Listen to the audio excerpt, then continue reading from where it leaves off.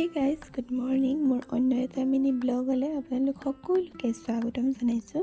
এয়া মই ৰাতিপুৱা শুই উঠি ধুনীয়াকৈ গা পা ধুই আমাৰ মাৰ লগত ওলালোঁ আমাৰ ওচৰতে থকা মন্দিৰটোলৈ, কাৰণ আজি মোৰ জন্মদিন হয়। ইয়াৰ পিছত আমাৰ ঘৰৰ পৰা 9 কিলোমিটাৰমান দূৰত থকা শিৱ মন্দিৰ মহেশ ধামটোলৈ গ'লোঁ। মন্দিৰটো বহুত বেছি ওখ গাইজ, খোজ কাঢ়ি মোৰ পেন বাজি গৈছে। আৰু ফাইনেলি বাবাৰ ওচৰ পালোঁগৈ গাইজ।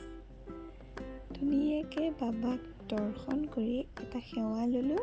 সেৱা লোৱাৰ পাছত মন্দিৰটো এপাক ঘূৰি চালোঁ আৰু ইমান ধুনীয়াকৈ আৰ্ট কৰি থৈছে, দেখি মনটো একদম ভাল লাগি গ'ল। আৰু ইয়াৰ পিছত কলেজ আহিলোঁ। কলেজত বোলে মোৰ এই বেষ্ট ফ্ৰেণ্ডকেইজনীক বোলে পাৰ্টি লাগে, তো সিহঁতক সৰুকৈ পাৰ্টি এটা দিলোঁ। আৰু ইফালে পাৰ্টি দিয়া বুলি গম পাই বালৈ বোলে কিবা এটা লৈ যাব লাগে, তো তাইৰ কাৰণে এয়া চাওমিন ল'লোঁ। তাহাঁতৰ ঘৰত গৈ দেখিলোঁ যে গোসাঁনীজনী কেনেকৈ আগবাঢ়ি আহিছে, মোক দেখা পাই দেখিছেনে, বহুত দিনৰ মূৰত লগ পাইছে যে।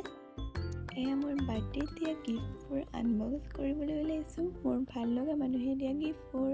এইটো দেখিছেনে, ইমান ধুনীয়া এটা কৃষ্ণ গোসাঁনীৰ লকেট দিছে। ইয়াৰ পিছত মই এয়া অনলাইন পাইছোঁ। পিছে দেখিছেনে, কাপোৰ দেখা পাই মোৰ মুখত একদম হাঁহিটো গুচাই নাই। আৰু এইটো মোৰ ফেভৰেট গিফ্টটো তাৰ পৰা অনলাইন পালোঁ, আৰু কিছু গিফ্ট পেণ্ডিং হৈ আছে। আৰু এইটো বুটল দিছে মোৰ লগৰজনী, আৰু কৈছে কি পানী বেছিকৈ খাবি, স্বাস্থ্য ভালে থাকিব বোলে।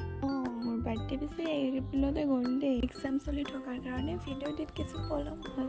ৰাতিৰ ভাত খাইছে নেকি নিৰামিষকৈ খালোঁ। আৰু এইটো আছিল মোৰ ছেকেণ্ড মিনি ব্লগ। ভাল লাগিলে লাইক, কমেণ্ট, শ্বেয়াৰ আৰু ছাবস্ক্ৰাইব কৰিব।